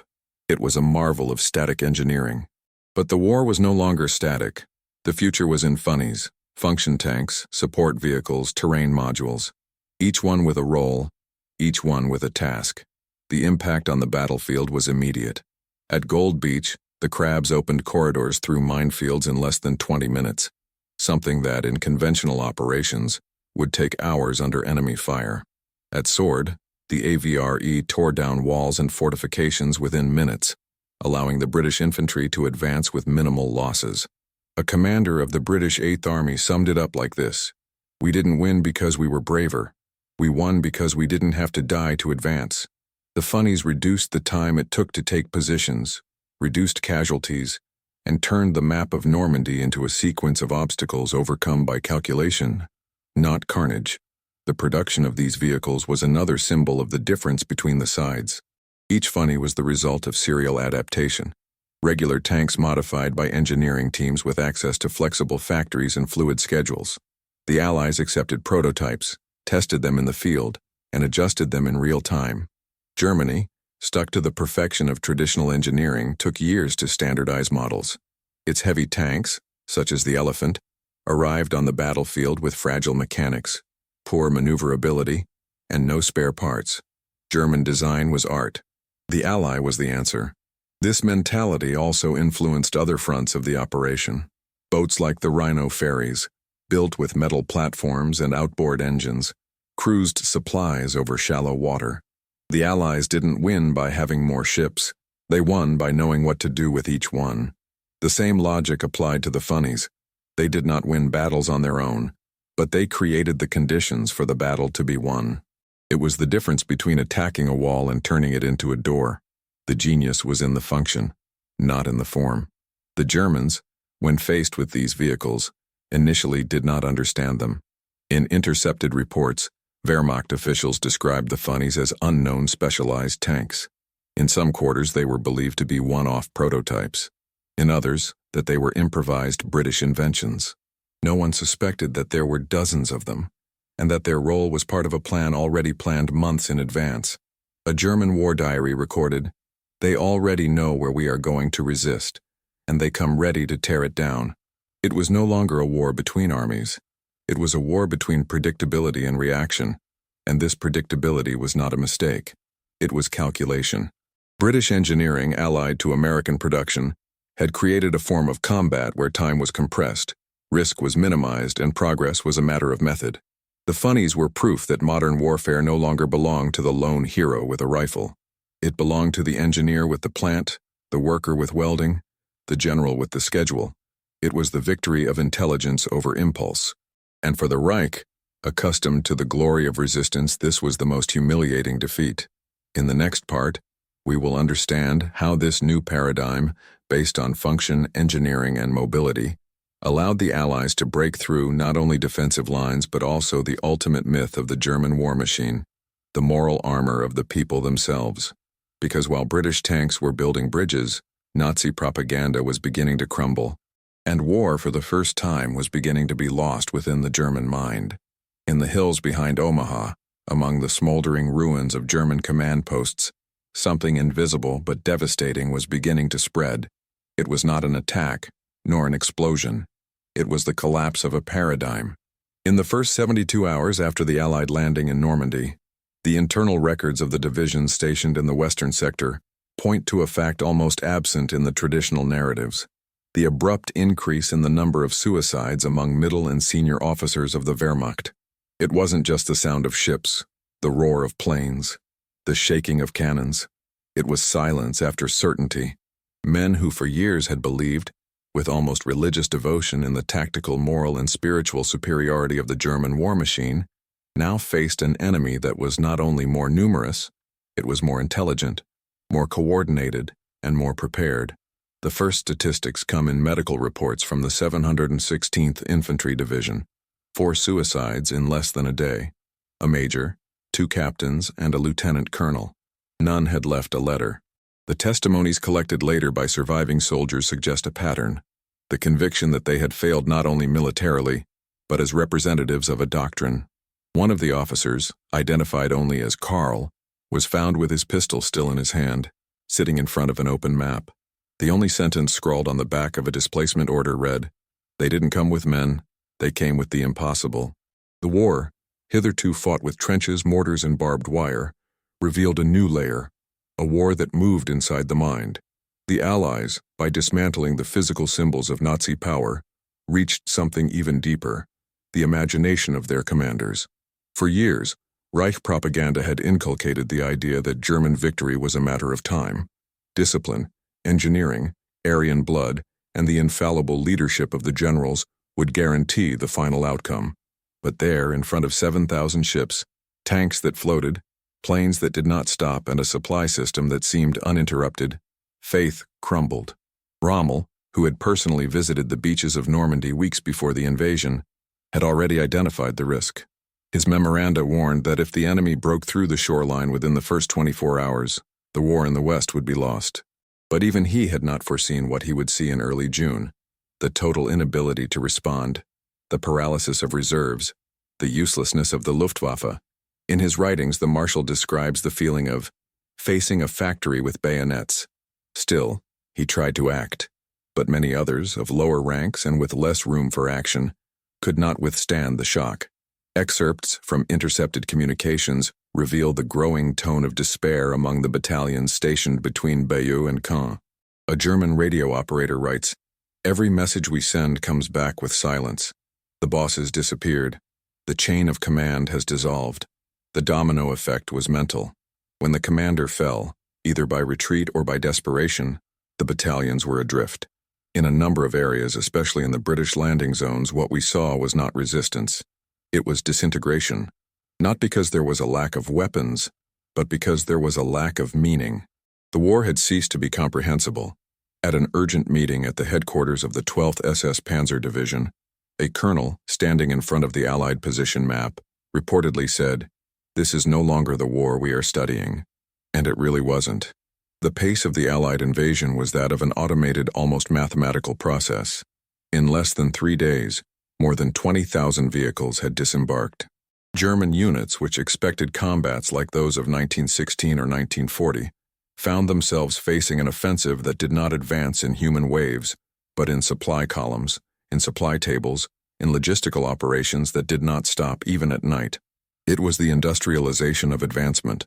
The psychological effect intensified with each failure of communication, each explosion of precision, each loss of contact with the central command. In the forests of Normandy, soldiers heard uninterrupted engines in the early hours of the morning, and they knew they had no way to stop it. The bunkers, designed to last for days, collapsed in minutes.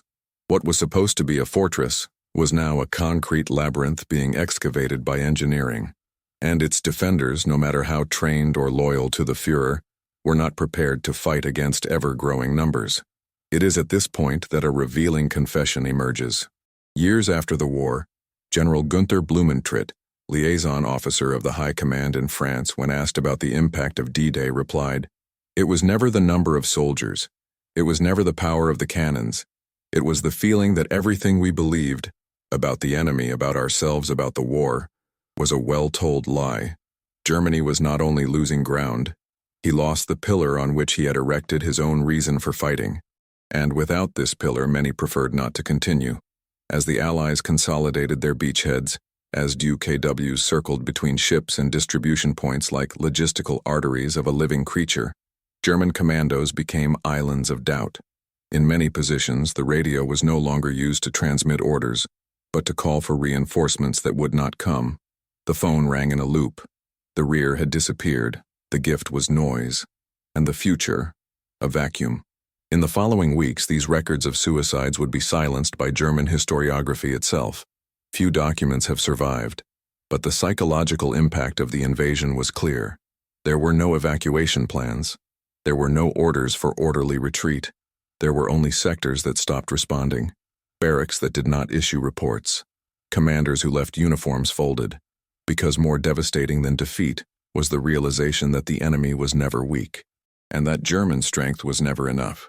In the next part, we will see how this silent surrender, which began in the bunkers of the coast, spread like a virus through the middle and upper echelons of the army, until it reached Berlin, because before the Reich collapsed in flames, it collapsed in the minds of its generals. And what comes next is the record of this collapse from within. The weeks passed, and Normandy, which at the beginning of June was a brutal battlefield, became, in the eyes of the Allies, a cleansing operation. Not bodies or blood.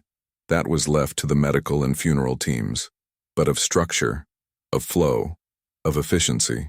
Caterpillar excavators, cranes, and bulldozers crisscrossed the newly opened roads, no longer under fire, but under the watchful eye of logistics engineers. The mission was now simple. Remove the destroyed German tanks as if they were stones in the way. In post-war reports, this image appears repeatedly. Panther and Tiger tanks, once symbols of the Reich's industrial pride, being pushed to the side of the road by machines that were never designed for combat, but that won because they came from factories that wouldn't stop. There in the fields of Villers-Bocage, in the curves of Carentan, on the banks of the Orne River, the war looked like an inverted assembly line. The enemy turned into rubble. The road was the wake. The tractors, silent and persistent, did not celebrate anything. They just kept going. As the Allied soldiers advanced, cleared, or fueled, a new category of machine came into play, that of maintaining victory, and with it, the ultimate metaphor for logistical supremacy. If the German tank was the hammer, the American tractor was the hand that discarded it. Because in a production empire, the destroyed adversary was not a trophy. He was an obstacle, and obstacles are removed with bulldozers. This scene, described by war correspondents and recorded by military photographers, caused astonishment even among the Allies themselves. A lieutenant in the U.S. 2nd Armored Division wrote, "After seeing a Tiger II being pushed around like a dead cow, I understood that this war was decided long before we set foot here. The logic was inescapable. What for the Germans was the pinnacle of engineering, a tank of more than 60 tons clad in 150-meter armor, for the Americans was dead weight, literally, something that only disrupted the supply schedule and needed to be moved to the side, not carefully, but in a hurry." While Berlin was still dreaming of the counteroffensive, the reality was different. The offensive had already won, and now it was the turn of the continuous, uninterrupted, and silent advance of American infrastructure. French soil was transformed, not into a memorial of bravery, but into a traffic zone. The romanticism of heroic war gave way to the practicality of functional war, and that included the fate of enemy wreckage. Many German tanks were dragged, dismantled, melted down, or simply left to rust. To the Allies, they were not symbols of the enemy. They were visual noise. The irony of this story is that the solution was in the Germans' hands from the start. It was not heroism, nor ideological fanaticism, nor inflammatory speeches about historical destiny. It was the domain of the rear guard, of supply, of calculation. And if you're enjoying unraveling these facts, show your support. Like and subscribe so we can continue to bring you more details about how the war was won, not only with courage but with logistics. There was something almost poetic, and at the same time brutal, in the sound of the bulldozer engines. As Allied tanks crossed new bridges, while convoys transported ammunition and food miles from the front, the remnants of the German army were piled up like scrap. The final destination of many of these vehicles was a makeshift depot on the outskirts of St. Lo, where tractors created hills of twisted steel. The landscape that once defined power now defined excess, an excess that no longer had any utility, no function. For the Third Reich, every tank lost was a wound. For the Allies, it was just statistics. And the most symbolic thing about this image was the absence of drama. No soldiers stopped to watch the tanks being withdrawn. No officer made speeches. It was just another shift. One more task on the schedule. The victory no longer needed to be celebrated. She needed to be prosecuted.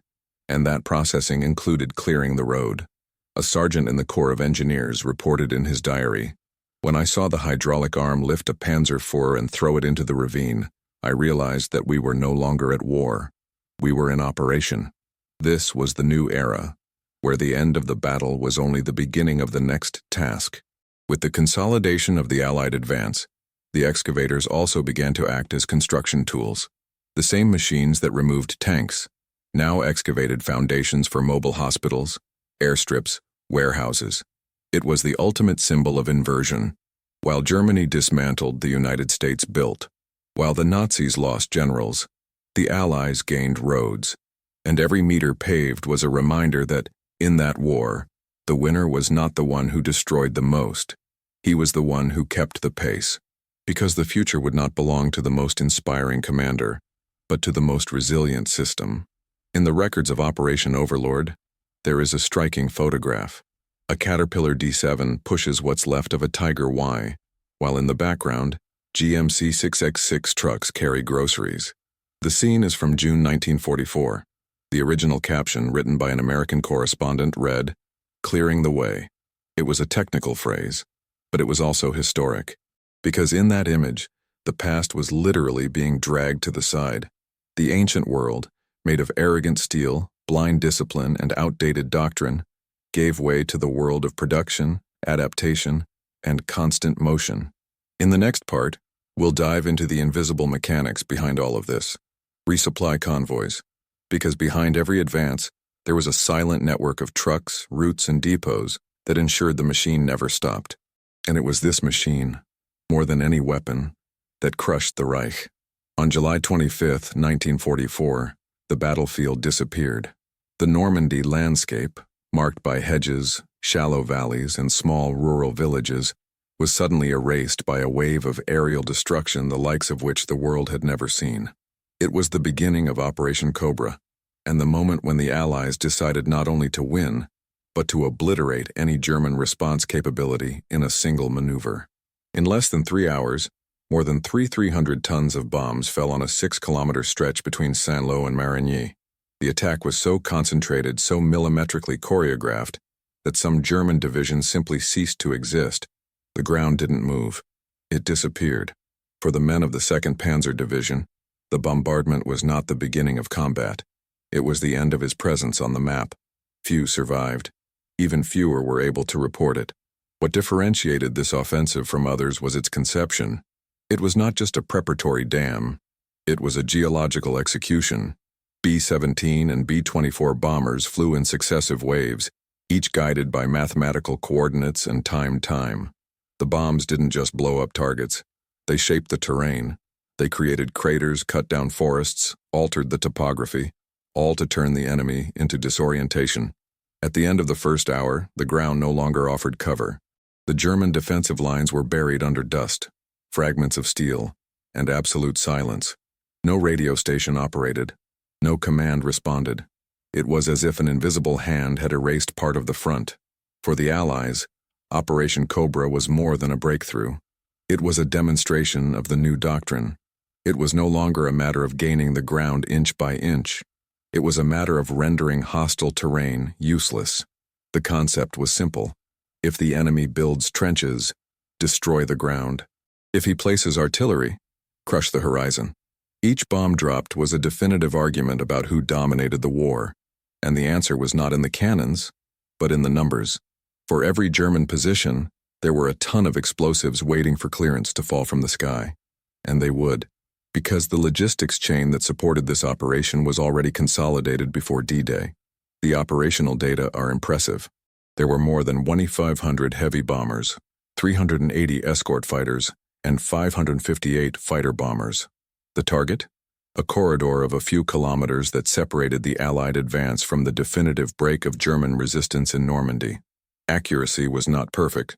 Some bombs fell on Allied positions, causing casualties to American units.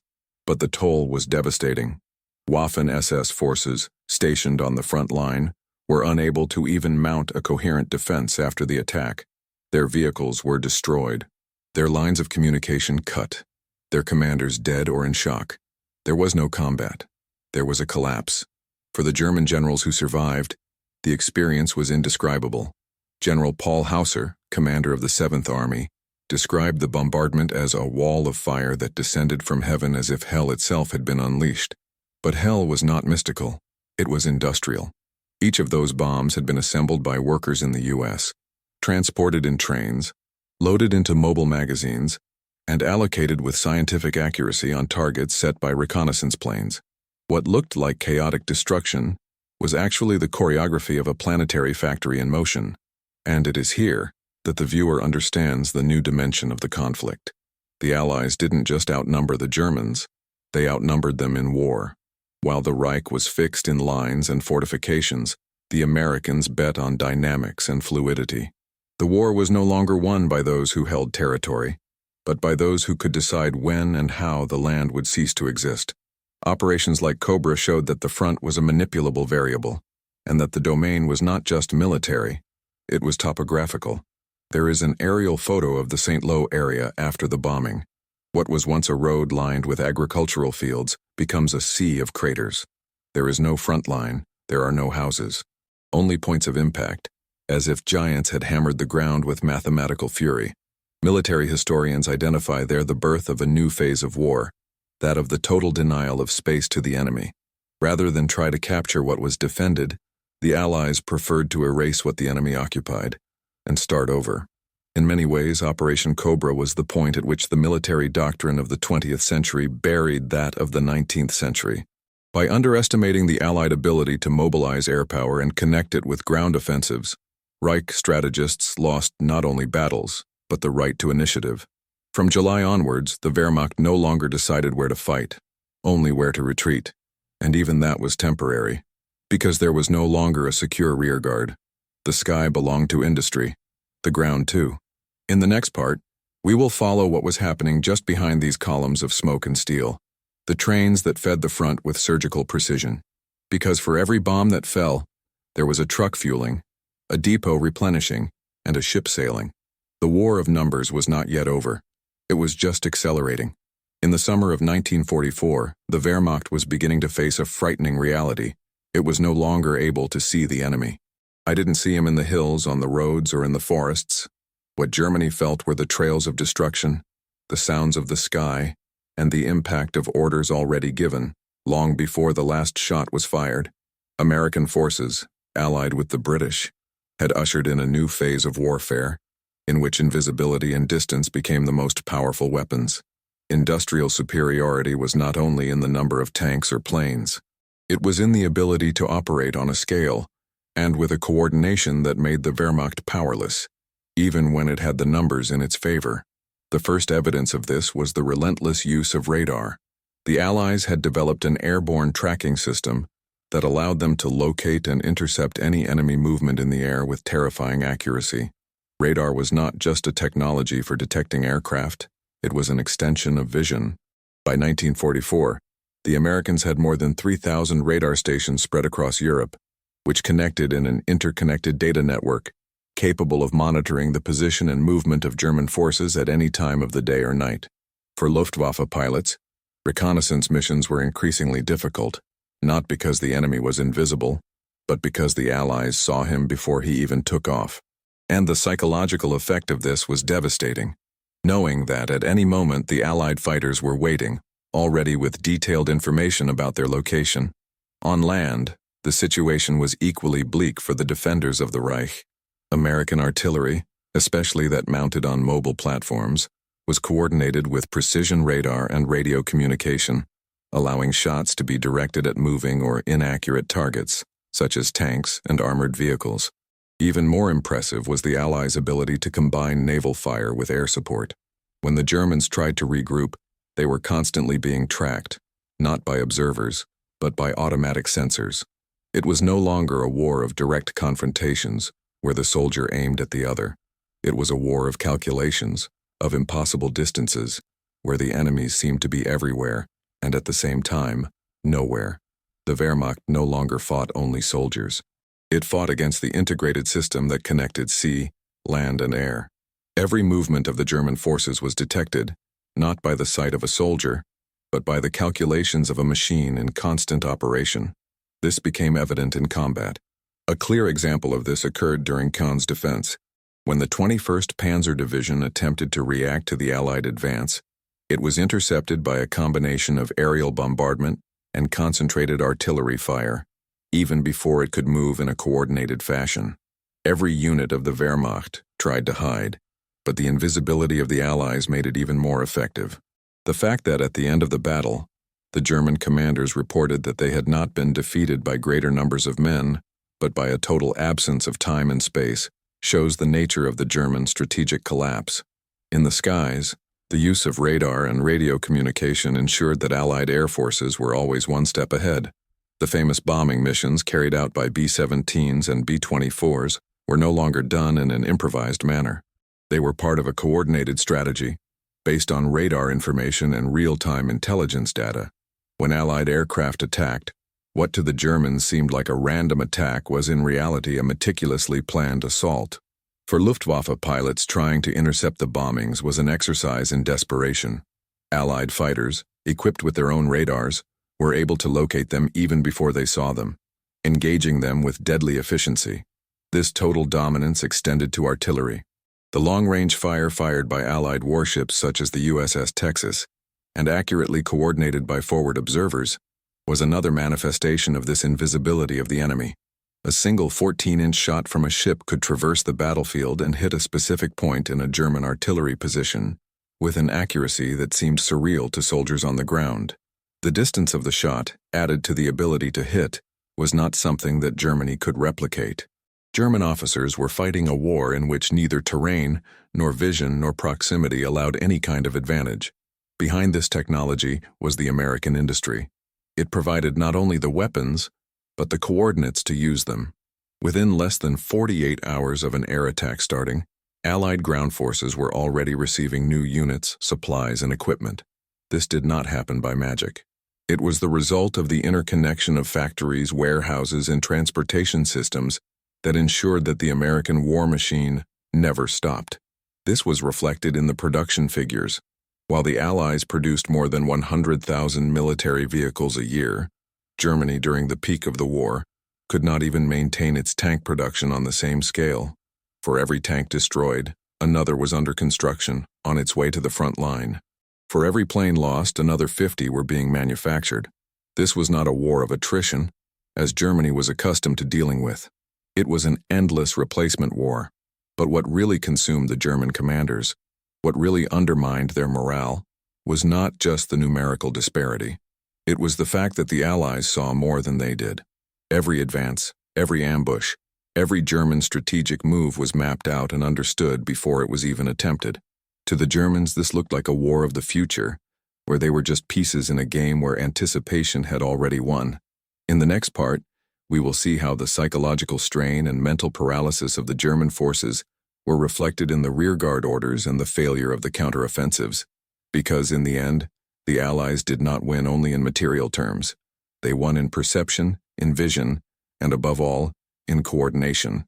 And for Germany, a nation accustomed to defining its destiny by force, this was the end of the war as they knew it. After Germany's collapse in World War II, what was left of the surviving officers was not just a physically devastated country, but a generation of military leaders faced with unprecedented humiliation.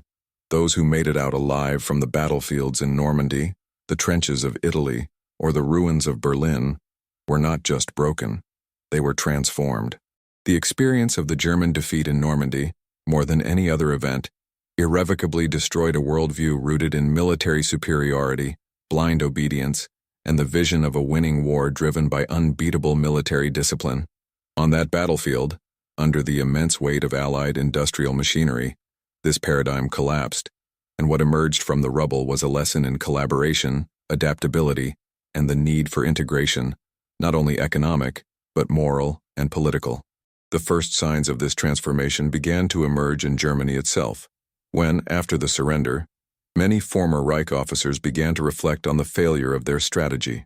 Many of these men, who had once believed in a victory won by individual effort, bravery, and military force, were forced to accept the harsh reality. The industrial superiority of the Allies, fueled by an infinite and coordinated network of production, not only defeated them but also redefined the very concept of victory. For German leaders, who for years had been immersed in a doctrine that exalts brute force and endurance, this realization that war was no longer a physical struggle, but a war of ingenuity, resources, and coordination, caused a profound psychological breakdown. The transition to reconstruction, however, was not just a passive acceptance of this defeat. Many of these officers, now reflecting on the new reality they had witnessed, became ardent advocates of a new approach. They understood that the key to avoiding a repeat of such a defeat lay not in a new war, but in rebuilding a Europe that was able to compete, not only militarily, but economically and industrially. Men like Ludwig Erhard, who would later become West Germany's Minister of Economics, began advocating for economic reintegration among European countries as the only way to avoid the disaster of another war. The industrial reconstruction that the United States had imposed on Germany, by the force of occupation and forced peace, became a model to be followed, but with one crucial difference: cooperation between countries, something that had previously been viewed with skepticism, was now seen as the only way to ensure survival. Joint work and alliance between former enemies, symbolized by projects such as the European Coal and Steel Community, came to be seen as imperative for future stability and prosperity. The concept of cooperation, once demonized as weakness, began to be reinterpreted. Unity, rather than being considered a capitulation, came to be seen as the key to survival. For many of these former officers, this change was an adaptation of the very nature of warfare. They had experienced firsthand the inability of a country to fight alone against an industrial empire that moved mountains of resources. They realized that to be strong in the 20th century, it was not enough to have weapons and an iron discipline. It needed a network of allies, an interconnected industrial base, and an ability to adapt to new forms of power. War, as they had known it, was hopelessly obsolete. The future belonged to collective intelligence, technological innovation, and above all, cooperation. In many cases, German officers became key figures in the reconstruction of the modern state. Some, like Erhard, became promoters of the economic unification of Europe, arguing that the stability of the continent would only be possible through the integration of economies. Others, such as General Hans Speidel, became active advocates for the idea of a unified military force within NATO, rather than an isolated and divided Germany. Even within Germany itself, the idea of reintegrating with the West, not as an enemy, but as a partner, has gained ground. The experience of 1944, especially the impact of being crushed by the American gear, led to the realization that blind resistance was no longer a virtue. It was necessary to shift the focus to collaboration, to the creation of a sustainable economic system, to the development of a joint industry, and to peace through integration. The final message that began to emerge from this period was clear. It was no longer the brute force of a single country that determined the future. It was no longer about maintaining a strong army to conquer. It was about building an infrastructure that would ensure prosperity for all. The idea that modern warfare was not just won by the number of tanks or soldiers, but by the ability to manage and distribute resources, was deeply internalized by former German officers who survived the war. Those who had once been skeptical of the idea of a unified Europe now embraced it as the only way to avoid further defeat. They no longer fought for military superiority. They fought for industrial survival and economic stability. In a secret meeting with other Wehrmacht officers in 1946, General Fritz Bayerlein said, "If our industry had been like that of the Americans, this war could have been won by us. Not for the soldiers, but for the ability to continue." They knew that the future was not in battles but in factories. This moment of reflection was not only about the military defeat. It was a moral and strategic turning point, which led to a reassessment of what was needed to secure a lasting peace and a foothold in the new industrial world. The war that the Germans lost was not just a war of armies. It was a war of systems, and in the end, the German officers who survived and participated in the reconstruction not only understood this, but became active advocates for this new approach. In the next part, we will see how this mentality of adaptation and reconstruction generated a new Europe, where war was overcome by calculation, logistics, and collaborative intelligence. D-Day, and all the effort that followed, was more than a military victory for the Allies. It was the definitive collapse of a worldview that had sustained Germany during the war years. When the 7,000 ships began to approach the Normandy coast, it wasn't just warships. They were symbols of a new kind of power, built not on battlefields but in factories and supply depots. The Third Reich's response, with its blind belief in discipline and endurance, could not compete with the industrial immensity that the Allies had set in motion. The Germans, accustomed to thinking of war as a clash of brute force and courage, were now being defeated by something far more formidable: the incessant flow of resources, machinery, and materials. The Allied victory was not only a strategic triumph, but indisputable proof that modern warfare is won by the ability to mass produce, the efficiency of coordinating the efforts of thousands, and the ability to keep that machinery running uninterrupted. The great lesson of Normandy, which echoes to this day, is clear and universal. Logistics determines strategy. By the time the Allies began operating as a system of continuous production, they had dismantled the assumptions of military superiority that had underpinned the German military. Tactics may be important, the number of tanks and soldiers may count, but the real power lies in the ability to fuel, maintain, and adapt. The side that owns the infrastructure, the trucks, and the engineers will always have the upper hand. For while armies fight on the battlefield, factories fight behind the scenes, and whoever beats the factories will win the war. In his memoirs, Walter Olmsen, the German officer who, in 1944, first sighted the vast Allied fleet, reflected on what he saw that morning. "I didn't just see ships," he said, "I saw the future." His words are a testimony to a bitter but inescapable truth. The Reich was defeated not because of a lack of courage, but because of a fundamental flaw: the failure to realize that the future of war was already being written in the factories, on the assembly lines, and in the logistical routes that the Allies had created. As one high-ranking German official commented after the war, "We were defeated by trucks." This phrase perfectly encapsulates the irony and tragedy of the situation. Germany, with its obsession with military supremacy, did not understand that the real weapon was the ability to keep going, to fuel the war, to keep production running, while the tanks and planes wore out. If you were surprised by the depth of this story, please like and sign up to support the research and search for historical truth. And don't forget to comment below which most shocking data you discovered in this video. Don't miss the chance to ring the bell, to stay on top of the next devastating historical facts that we will share. But don't go yet. Listen to the next true story that will appear on the screen. Always remember, logistics determines strategy. Watch the next video here on the channel with another incredible story.